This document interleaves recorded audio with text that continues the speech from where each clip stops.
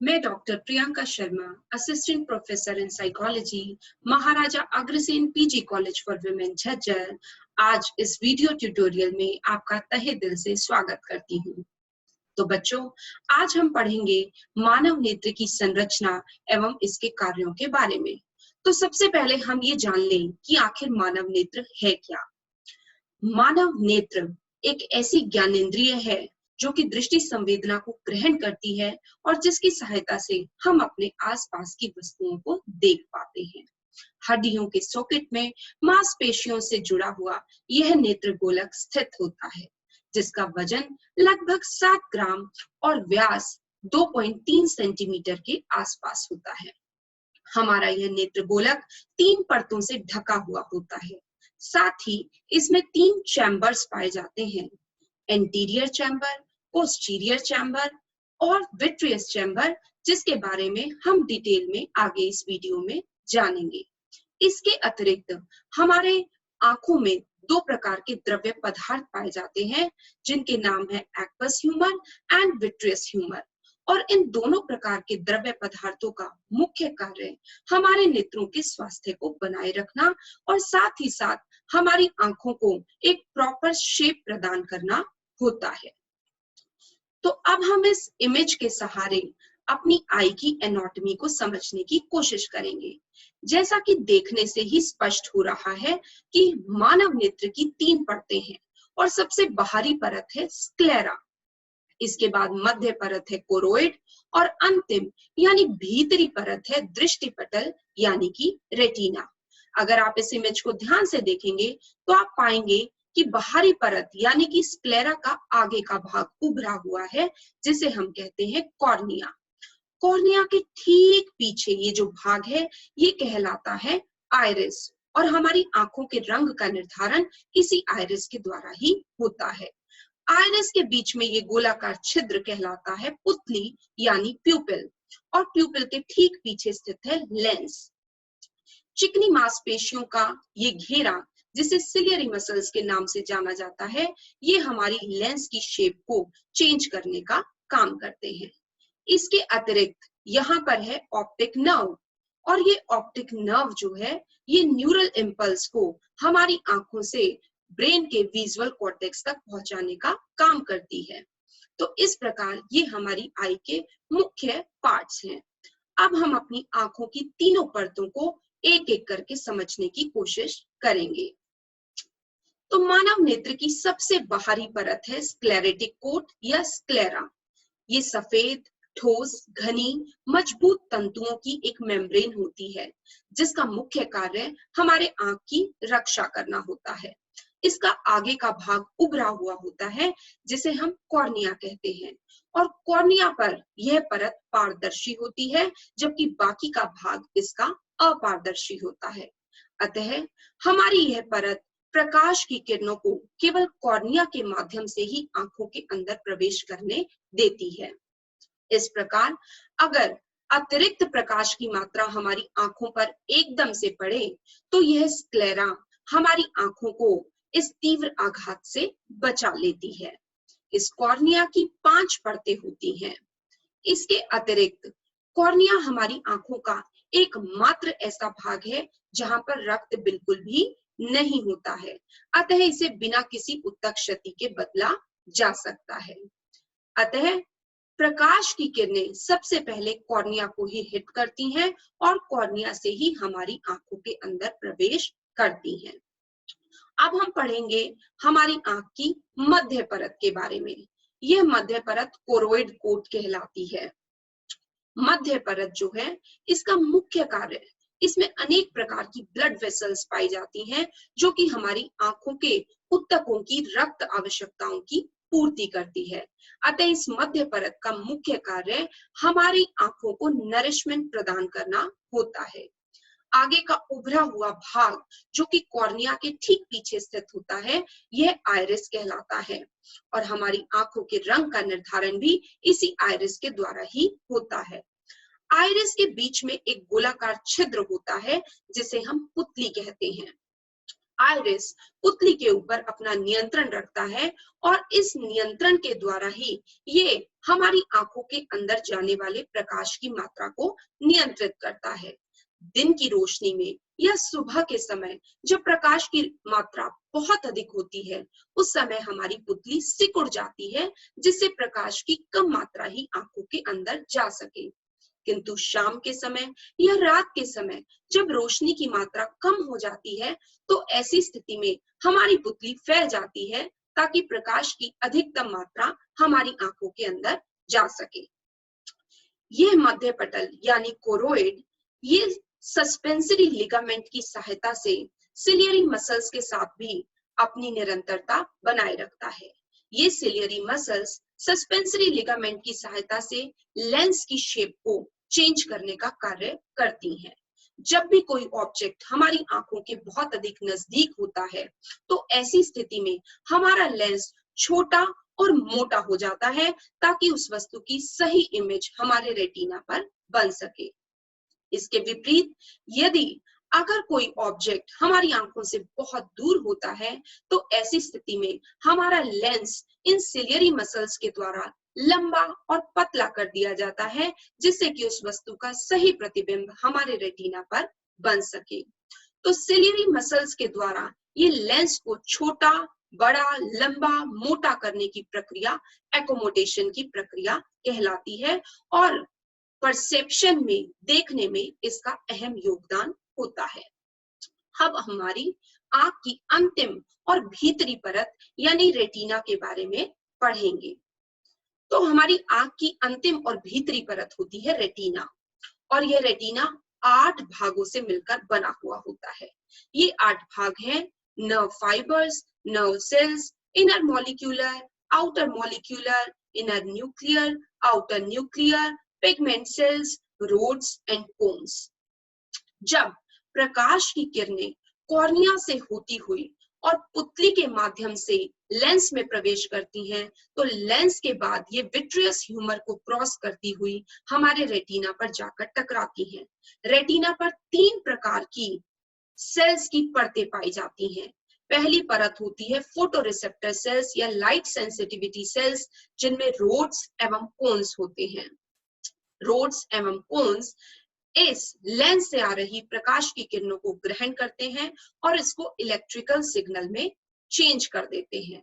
इसके बाद bipolar sales की परतें होती हैं।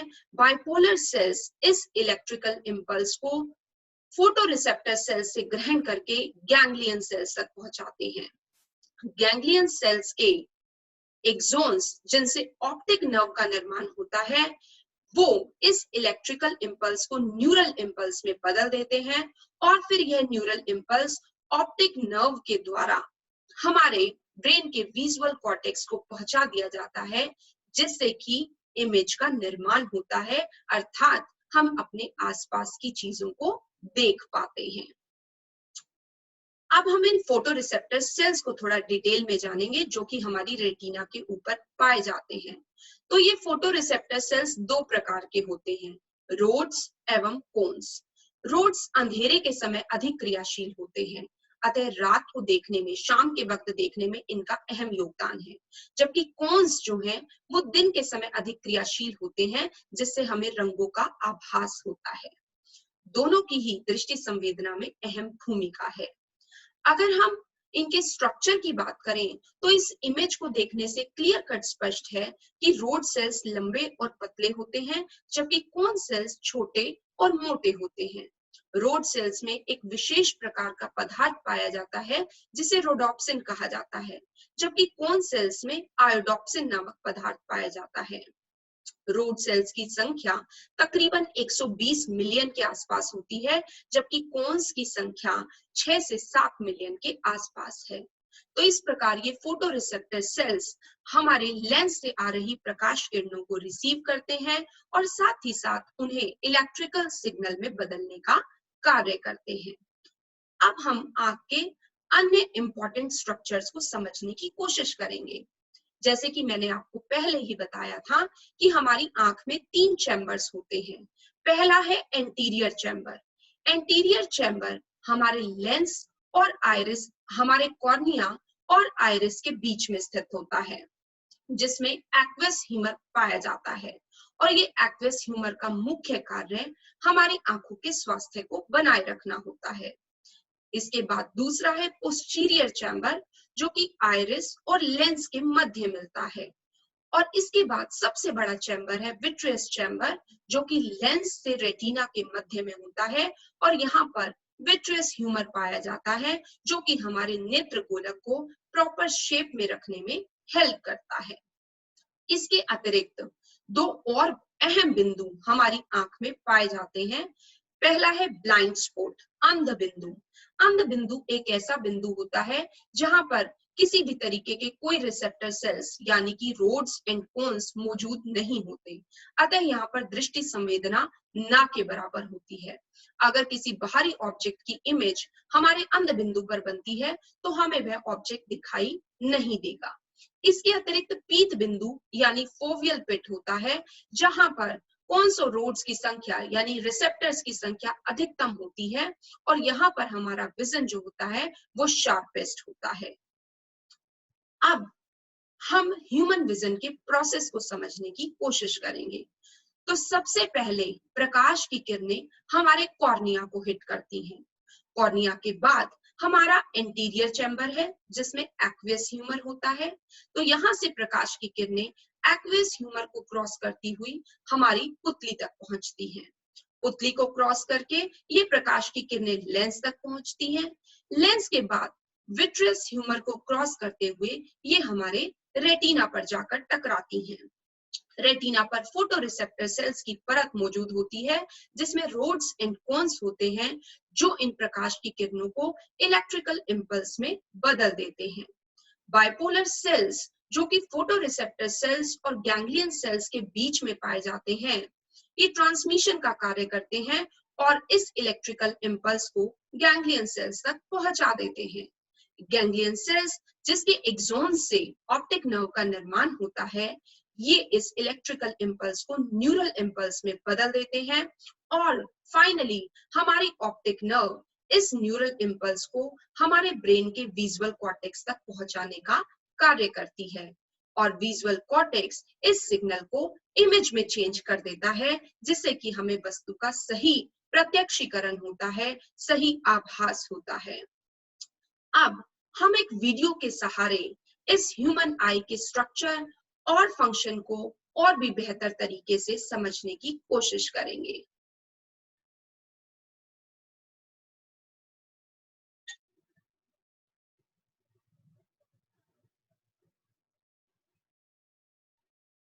हमारी अमेजिंग आंखें इस खूबसूरत दुनिया को देखने में हमारी मदद करती हैं। लेकिन आओ आज देखते हैं कि हमारी आंखें कैसे दिखती हैं अंदर से, उसके पार्ट्स क्या क्या हैं और उनके फंक्शंस क्या क्या हैं। तो अगर मैं इस चेहरे को छुपा दूं तो तुम्हें आंख कुछ ऐसी दिखने वाली है, एक बॉल के शेप में, और इसे हम बुलाते हैं आई बॉल। अब अगर इसे मैं साइड से देखूं तो मुझे कुछ ऐसा दिखने वाला है आंख। हाँ, ये हो गया बॉल वाला पार्ट, ये हो गया कलर्ड वाला पार्ट, और इसके ऊपर आंख ये थोड़ी उभरी होती है बाहर के साइड में, थोड़ी कॉन्वेक्स शेप की होती है। अब मैंने इसे थोड़ा ट्रांसपेरेंट कर दिया है ताकि हमें इसके अंदर की चीजें दिख सकें। अब हम बात करते हैं इस कलर्ड वाले पोर्शन के बारे में। तो इसे हम बुलाते हैं आइरिस। तो जब भी तुम किसी की आंख के कलर के बारे में बात कर रहे हो ना, तो असल में तुम उसके आइरिस के कलर के बारे में बात कर रहे हो। अब अलग अलग लोगों की आइरिस की कलर अलग अलग होती है। अब ऐसा क्यों होता है यार? तो देखो, जब भी हमारी आंखों पे लाइट पड़ रही होती है, व्हाइट लाइट, तो ये जो आइरिस है ना, इसके अंदर एक पिगमेंट होता है जो कि लाइट की एक पर्टिकुलर कलर को रिफ्लेक्ट करता है। अब इस आइरिस का पिगमेंट ये ग्रीन कलर की लाइट को रिफ्लेक्ट करने वाला है, और इसलिए हमें ये आइरिस ये ग्रीन कलर की दिखती है। अब अलग अलग लोगों की आइरिस में जो पिगमेंट होता है ना, वो अलग अलग कलर की लाइट को रिफ्लेक्ट करता है। जैसे कि यहाँ देखो, मेरे दोस्त की आइरिस ये ब्राउन कलर की है, और ऐसा इसलिए क्योंकि इसकी आइरिस का पिगमेंट ये ब्राउन कलर को रिफ्लेक्ट कर रहा है, और इसलिए हमें ये ब्राउन कलर की दिख रही है। अब इस आइरिस के बीच में तुम्हें एक ब्लैक कलर का स्पॉट दिख रहा होगा। अब सभी की आंखों में ये स्पॉट ये कॉमन होता है, तो इसे हम बुलाते हैं प्यूपिल। आओ उसे लिख लेते हैं। और ये एक छेद है, ये एक होल है जिसके थ्रू लाइट एंटर कर सकती है हमारी आंखों के अंदर। देखो, जो भी लाइट रेस आइरिस पे पड़ रही थी ना, वो या तो रिफ्लेक्ट हो जाएंगी या तो अब्सॉर्ब हो जाएंगी। लेकिन जो लाइट रेस इस ब्लैक स्पॉट पे, इस छेद पे पड़ेंगी ना, वो अंदर चली जाएंगी, कुछ ऐसे। और फिर ये अंदर जाके हमारी आंखों के अंदर इमेज बनाने वाली है बाहर की चीजों की, और इसी की मदद से हम बाहर की चीजों को देख पाते हैं। अब देखो, आइरिस का एक और इंपॉर्टेंट काम है कि वो इस छेद की साइज को कंट्रोल करता है, इस प्यूपल की साइज को कंट्रोल करता है। देखो, जब बाहर दिन का टाइम हो रहा हो, दोपहर का टाइम मान लो, तो बहुत रोशनी होने वाली है, तो उस टाइम बहुत ही लाइट रेस तुम्हारी आंखों के ऊपर पड़ने वाले हैं। अब अगर बहुत सारी लाइट रेस तुम्हारी आंखों के अंदर एंटर कर गए, तो वो आंखों के सेल्स को बर्न कर सकते हैं, उन्हें डैमेज पहुंचा सकते हैं। तो इसे बचाने के लिए आइरिस दिन के टाइम ये प्यूपल को छोटा कर देता है, कुछ ऐसे, ताकि कम लाइट रेस हमारी आंखों के अंदर जाएं और फिर भी हम अच्छे से देख पाएं बाहर की चीजों को। लेकिन शाम के समय जब बाहर की रोशनी बहुत ही कम हो, तब तो हमें ज्यादा रोशनी चाहिए होती है बाहर की चीजों को देखने के लिए। तो उस टाइम आइरिस इस छेद को, इस प्यूपल को बड़ा कर देता है, कुछ ऐसे, ताकि अब ज्यादा लाइट रेस हमारी आंखों के अंदर जाएं और हम बाहर की चीजों को क्लियरली देख पाएं। तो यानी कि हमारी आइरिस ये खिड़की पे लगे हुए पर्दे की तरह काम करती है। जब बाहर दोपहर का समय हो, तो तुम पर्दे को ऑलमोस्ट पूरा क्लोज कर देते हो, ताकि बहुत ही कम लाइट रेस अंदर आ पाए। और जब शाम का समय हो, तो तुम पर्दे को ऑलमोस्ट पूरा खोल देते हो, ताकि ज्यादा रोशनी अंदर आ पाए और तुम चीजों को देख पाओ। अब देखो, यही एक्सपेरिमेंट तुम खुद घर पे भी कर सकते हो। एक डार्क रूम में जाना और फिर शीशे के सामने खड़े होकर अपने प्यूपल को देखना। देखो, इस समय तुम्हारी प्यूपल ये बहुत ही बड़ी होगी, लेकिन जैसे ही तुम लाइट को ऑन करोगे ना, तो वैसे ही तुम्हारी प्यूपल ये छोटी होती चली जाएगी। अब आओ बात करते हैं आई के कुछ और पार्ट्स के बारे में। उसके लिए मैं इस आइरिस को यहाँ पे छुपा देता हूं। मैंने यहाँ पे आइरिस का क्रॉस सेक्शन बना दिया है। ये ग्रीन वाला पार्ट ये हो गया आइरिस, और ये बीच में जो होल है ये हो गया प्यूपिल। लाइट इसके थ्रू एंटर करेगी और फिर ये मिलने वाली है इस कॉन्वेक्स शेप के लेंस से। ये हो गया हमारी आंखों का लेंस, आई लेंस। देखो, इसका काम है कि इनकमिंग लाइट रेस को फोकस कर देता है इस पीछे वाली सरफेस पे, और फिर यहाँ पे एक क्लियर इमेज बन जाती है। अब देखो, ये बल्ज्ड पोर्शन है, उभरा हुआ पोर्शन, इसे हम बुलाते हैं कॉर्निया। इसे हम बुलाते हैं कॉर्निया। लाइट रे जब हमारी आंखों पे पड़ती हैं, तो सबसे पहले ये कॉर्निया से ही मिलती हैं, उसके बाद ही अंदर जाती हैं। अब देखो, कॉर्निया और लेंस के बीच का पोर्शन ये भरा हुआ होता है वाटर से। वैसे 99.9% वाटर होता है, 0.1% कुछ विटामिन और प्रोटीन्स वगैरह होते हैं। और इस पोर्शन को हम बुलाते हैं aqueous humour. Aqueous humour, aqueous का मतलब हो गया वाटरी, क्योंकि ये मैक्सिमम वाटर का ही तो बना हुआ है। अब देखो, कॉर्निया और ये लेंस ये दोनों ही कॉन्वेक्स शेप की हैं, तो ये दोनों मिलके हमारी आंखों की कन्वर्जिंग लेंस सिस्टम बनाती हैं। ये दोनों मिलके इनकमिंग रेस को कन्वर्ज करती हैं, ताकि कि एक शार्प इमेज हमें इस पीछे वाले सरफेस पे मिल जाए। अब देखो, मैक्सिमम रिफ्रैक्शन ये कॉर्निया पे ही होता है, क्योंकि जो लाइट रेस एंटर कर रही है ना, वो एयर से आ रही हैं, और फिर कॉर्निया के बाद में वाटर का सिस्टम। तो यानी कि यहाँ पे maximum change in refractive index होता है, और इसलिए लाइट की मैक्सिमम बेंडिंग ये कॉर्निया के ऊपर ही होती है। उसके बाद लाइट रेस प्यूपल के थ्रू लेंस पे हिट करती हैं। अब लेंस जो है ना, ये हल्का एडजस्टमेंट प्रोवाइड करता है इन लाइट रेस को, ताकि ये लाइट रेस कंप्लीटली फोकस हो जाए इस पीछे वाले सरफेस के ऊपर ही, और यहीं पे एक फोकस्ड इमेज हमें मिले। अब देखो, इस पीछे वाले सरफेस को इसे हम बुलाते हैं रेटिना। अब अगर इस रेटिना के ऊपर हमें एक फोकस इमेज मिले ना, तो हम उसे क्लियरली देख पाएंगे, उसे क्लियरली रीड कर पाएंगे। लेकिन अगर एक फोकस इमेज नहीं मिल रही है, तो हमें बाहर की चीजें धुंधली नजर आने वाली हैं। तो यानी कि रेटिना ये एक स्क्रीन की तरह काम करता है, एक पर्दे की तरह, जिसपे कि इमेज बन सके। अब देखो, तुम ये सोच रहे होगे कि अगर इस पे इमेज बन जाए तो हम इसे कैसे देख पाते हैं। तो ऐसा इसलिए क्योंकि रेटिना जो है ना, ये लाइट सेंसिटिव सेल्स से बना हुआ है। यानी कि उस पे अगर, इन सेल्स पे अगर लाइट पड़े, तो ये सेल्स एक्टिवेट हो जाते हैं, ये लाइट को फिर इलेक्ट्रिकल सिग्नल्स में कन्वर्ट कर देते हैं। और फिर यहाँ पे क्या होता है, रेटिना पे कुछ नर्व्स होती हैं, ऑप्टिक नर्व्स, जो कि इन सिग्नल्स को, इलेक्ट्रिकल सिग्नल्स को ले जाती हैं हमारे ब्रेन के पास। और हमारा ब्रेन ये कंस्ट्रक्ट कर लेता है कि ये इमेज कैसी होने वाली है, और फिर हमें बताता है कि बाहर की दुनिया कैसी दिख रही है। तो इन नर्व्स को हम बुलाते हैं ऑप्टिक नर्व्स। आओ लिख लेते हैं यहाँ पे। अब देखो, रेटिना और लेंस के बीच का जो पोर्शन है, ये भरा हुआ होता है एक जेली लाइक मटेरियल से। इसे हम बुलाते हैं विट्रस ह्यूमर। विट्रस का मतलब हो गया ग्लासी। अब ये ग्लास की तरह कठोर तो नहीं, बल्कि ग्लास की तरह ट्रांसपेरेंट जरूर है, ताकि लाइट इससे पास कर सके। अब देखो, इसका फंक्शन ये होता है कि ये हमारी आई बॉल को सपोर्ट प्रोवाइड करे। अब अगर विट्रस ह्यूमर नहीं होता, तो आई बॉल ये स्फेरिकल तो नहीं रह पाती, ये तो पिचक जाती ना। तो यहाँ हमारे पास हो गया एक्वस ह्यूमर, जो कि वाटरी है, और ये कॉर्निया और लेंस को न्यूट्रिशन प्रोवाइड करता है। और यहाँ पे विट्रस ह्यूमर ये जेली लाइक है, और ये हमारे आई बॉल को सपोर्ट प्रोवाइड करता है। अब आओ एक आखिरी चीज के बारे में बात करते हैं, इन फाइबर लाइक मटेरियल्स के बारे में, जिन्होंने हमारे लेंस को पकड़ रखा है। इन्हें हम बुलाते हैं सीलरी मसल्स। अब देखो, ये सीलरी मसल्स ये हमारे लेंस के शेप को बदल सकती हैं। तो हाँ, हमारा लेंस ये एक रिजिड मटेरियल का नहीं बना हुआ है, बल्कि ये एक जेली लाइक मटेरियल का बना हुआ है। और अगर तुम इसे पिचकाओगे ना, तो ये पिचक जाने वाला है, और इसकी जो कर्व्ड पोर्शन है ना, ये और ज्यादा कर्व्ड जाने वाली है। और अगर तुम इसे खींचोगे तो ये इलोंगेट हो जाने वाला है और इसकी कर्वेचर ये पतली हो जाने वाली है। अब तुम सोच रहे हो कि यार इसका क्या फायदा है? तो देखो, हमारी आंखें अलग अलग दूरी पे रखे हुए ऑब्जेक्ट्स पे फोकस कर सकती हैं, उनकी इमेज को सेम डिस्टेंस पे बना सकती हैं। अब ऐसा करने के लिए हमारे लेंस के पावर को चेंज होना पड़ेगा, और ऐसा करने के लिए हमें अपने लेंस के कर्वेचर को चेंज करना पड़ेगा, और वही करने में मदद करती है हमारी सीलरी मसल्स। अब उसे और थोड़ा डिटेल में समझते हैं। तो केवल फोकस करते हैं हमारे लेंस पे। अब मान लो कि तुम किसी दूर रखी हुई ऑब्जेक्ट को देख रहे हो। तो दूर रखा हुआ ऑब्जेक्ट है, तो इसलिए उससे जो इनकमिंग रेस होंगी ना, इंसिडेंट रेस, ये ऑलमोस्ट पैरेलल होने वाली हैं। और क्योंकि तुम इसे क्लियरली देख पा रहे हो, इसका मतलब कि उसकी एक क्लियर इमेज, उसकी एक फोकस्ड इमेज ये लेंस बना दे रहा होगा यहाँ रेटिना के ऊपर। तो यानी कि ये लेंस इनकमिंग पैरेलल रेस को फोकस कर दे रहा है रेटिना के ऊपर, कुछ ऐसे। देखो, ये होगी रे डायग्राम। पैरेलल रेस आ रही हैं और ये लेंस उसे फोकस कर दे रहा है रेटिना के ऊपर। अब देखो, इस केस में लेंस इनकमिंग रेस को बहुत ही हल्का रिफ्रैक्ट कर रहा है, बहुत ही हल्का बेंड कर रहा है, कुछ 10 डिग्री का एंगल मान लो। यानी कि इस केस में required power of the lens ये थोड़ी कम होने वाली है। लेकिन अब अगर ऑब्जेक्ट ये तुम्हारी आंखों के पास आ जाए, कहीं यहाँ पे, तो देखो इस केस में जो रेस आ रही होंगी ना तुम्हारी आंखों पे, ये तो डाइवर्जेंट रेस होने वाली है यार, ये तो पैरेलल नहीं होने वाली है। लेकिन देखो, अगर अभी भी तुम पास रखी हुई ऑब्जेक्ट को क्लियरली देख पा रहे हो, इसका मतलब इस ऑब्जेक्ट की भी इमेज बिल्कुल यहीं पे बन रही होगी। तो यानी कि रिफ्रैक्टेड रेस ये तो बिल्कुल ऐसे ही दिखने वाली हैं। लेकिन इस बार लेंस को, रेस को, इनकमिंग रेस को ज्यादा बेंड करना पड़ेगा, ज्यादा मोड़ना पड़ेगा, ताकि वो यहाँ रेटिना पे फोकस्ड हो पाए। देखो, मैं यहाँ पर रे डायग्राम तुम्हें दिखाने वाला हूं, तुम एक बार अमाउंट ऑफ बेंडिंग पे ही फोकस करना। तो यहां तुम देख सकते हो, जब ऑब्जेक्ट पास में आ गया तो ये इंसिडेंट रेस ये डाइवर्जेंट थी और ये ऐसे चली जाती। लेकिन हमारे लेंस ने अब इन इनकमिंग रेस को इतना बेंड कर दिया है, ऑलमोस्ट 45 डिग्री से बेंड कर दिया है, ताकि ये यहाँ रेटिना पे फोकस हो पाए। तो यानी कि जब ऑब्जेक्ट पास में होता है तो लेंस को ज्यादा बेंड करने की जरूरत पड़ती है, यानी कि ज्यादा पावर रिक्वायर्ड है लेंस की। लेकिन जब ऑब्जेक्ट दूर रखा हो तो हमें लो पावर रिक्वायर्ड होती है, लो बेंडिंग रिक्वायर्ड होती है। तो देखो कैसे अलग अलग दूरी पर रखे हुए ऑब्जेक्ट्स पे फोकस करने के लिए हमें अलग अलग पावर की लेंस की रिक्वायरमेंट होती है। अब देखो यार, हमारी आंखों में लेंस तो एक ही है, हम लेंस को तो बदल नहीं सकते हैं। तो हम क्या करते हैं कि लेंस के कर्वेचर को बदल देते हैं, इसे पतला और मोटा करते हैं डिपेंडिंग ऑन किस चीज पे हम फोकस कर रहे हैं। अगर हम किसी दूर की चीज पे फोकस कर रहे होते हैं तो हमें एक कम पावर की लेंस चाहिए होती है जो कि लाइट रेस को कम बेंड करे।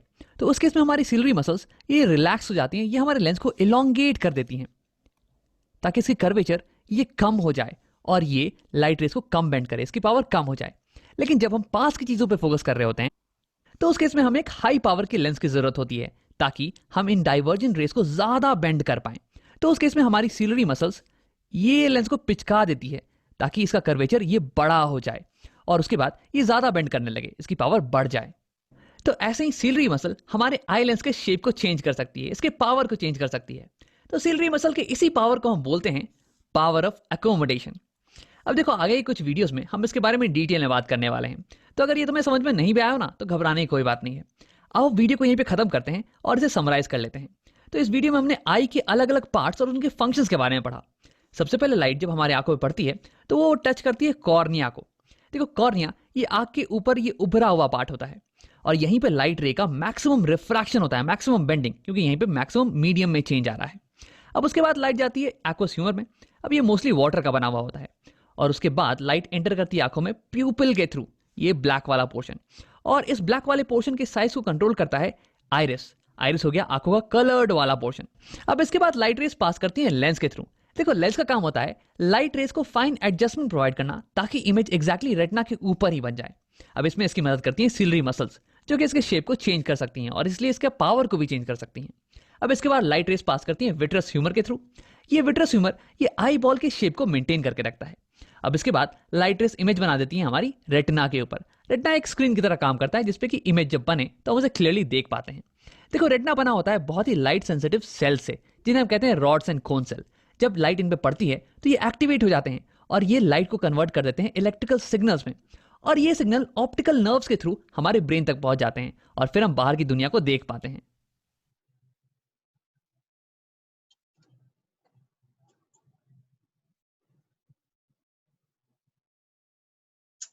तो अब मैं आशा करती हूँ कि इस वीडियो के सहारे आपको ये टॉपिक और भी क्लियर हो गया होगा। अब एक छोटा सा असेसमेंट टेस्ट, छोटी सी रिवीजन कि आपने इस वीडियो से क्या क्या सीखा। तो आपके लिए कुछ क्वेश्चंस हैं और आई होप कि आपको इनके आंसर्स भी इस वीडियो को यहाँ तक देखने के बाद मिल चुके होंगे। So the first question is the part of your eye that gives it its color. It is a muscle that controls the size of your pupil. And the answer is, I know that you already know, iris.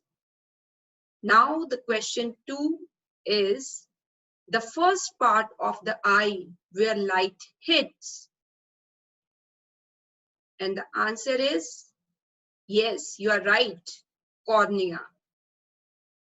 Now the next question, the outer layer of the eye is the, yes, sclera. Now the next question is, what are the two types of light sensitive cells which are contained in the retina? Yes, I know, my dear students, that you know the answer. Rods and cones. Now the next question is, the part of the eye that is a messenger of electrochemical signals from eye to the brain is, yes, the right answer is optic nerve. Next question, when the light is very bright in the daylight, then what does pupil do? Yes, the pupil contracts. Now you have to identify the different parts of the human eye. Here 12 parts are listed and you have to identify each of them. You can have a look and then I will show you the right answers. You can write down your answers in your notebook and then you can match them with the right answers. Hope you have written all the answers. Now I'm going to show you the answers. So these are the answers.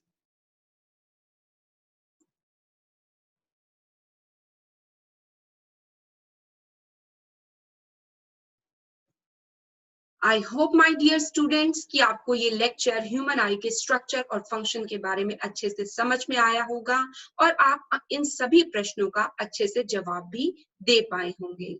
Stay safe, stay healthy, keep learning. Thank you.